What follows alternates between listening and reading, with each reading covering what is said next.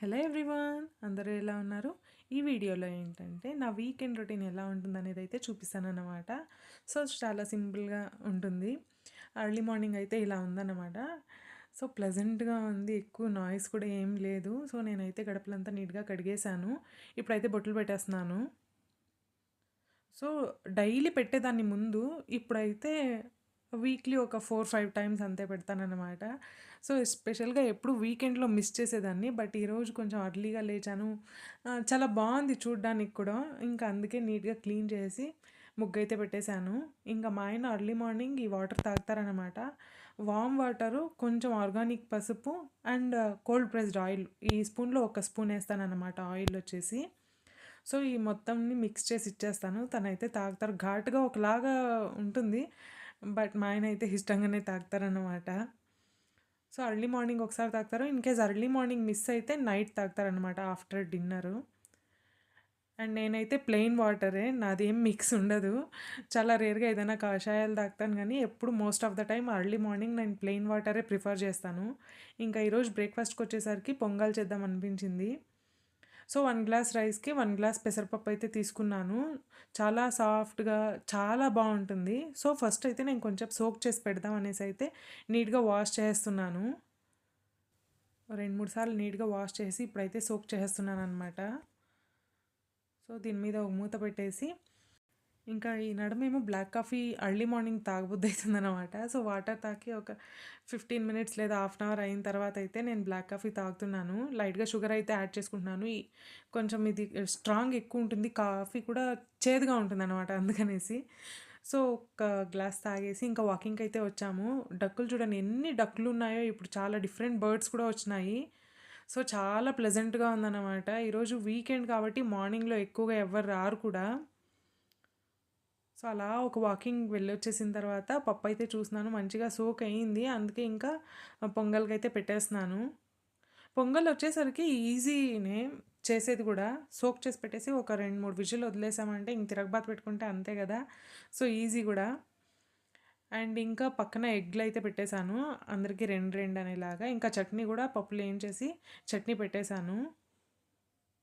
So ఇంకా పొంగల్ అంటే compulsory chutney ఉండాలి కదా. మా ఇంట్లో చిత్రాన్నంకి ఈవెన్ పులిహోరకి కూడా చట్నీ అడుగుతారు మా ఆయన అయితే. సో ఇంక అందుకనేసి అందరికీ సరిపడా చట్నీ కూడా చేసేసాను. ఇంకా ప్రెషర్ అయితే ఉంది. ఈలోపు తిరగబాతు పెట్టేద్దాం అనేసి అయితే పెట్టేస్తున్నాననమాట. సాసులు, జీలకర్ర, కొంచెం మిరియాలు.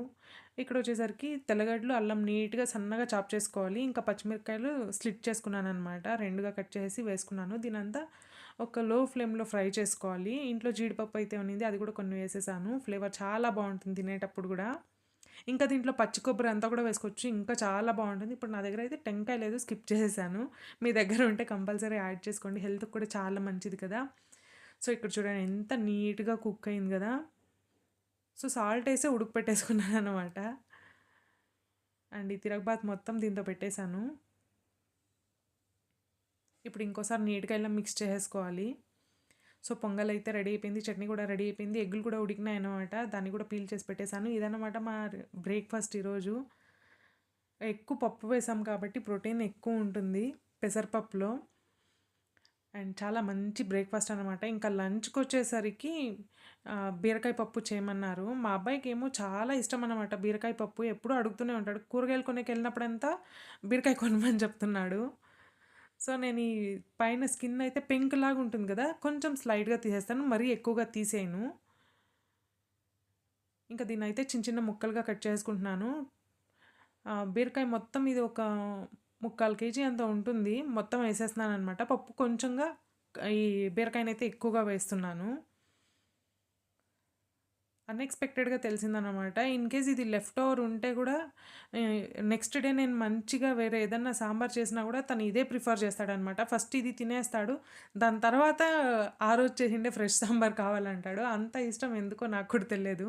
ఇంకా దీంట్లో కొన్ని సాంబార్ ఆనియన్ వేసేసి పచ్చిమిర్చి వేసాననమాట. కారంకి కారం పొడి ఏం వేయట్లేదు, జస్ట్ పచ్చిమిర్చి. టేస్ట్ అయితే చాలా బావుంటుంది. చెప్తున్నాను కదా, మా అబ్బాయి అదే ప్రిఫర్ చేస్తున్నాడు. సో, వీక్లీ అట్‌లీస్ట్ ఒక 2 టైమ్స్ అన్నా చేస్తున్నాననమాట ఈ బీరకాయ పప్పు. ఇంకా పసుపయితే అప్పుడే యాడ్ చేయలేదు. అందుకనేసి ఇప్పుడు పసుపు, మళ్ళీ ఉప్పు 2 యాడ్ చేసి ఇలా మొత్తగా ఎనపేస్తున్నాననమాట. చూడటానికి కలర్ కూడా చాలా బావుంది గదా.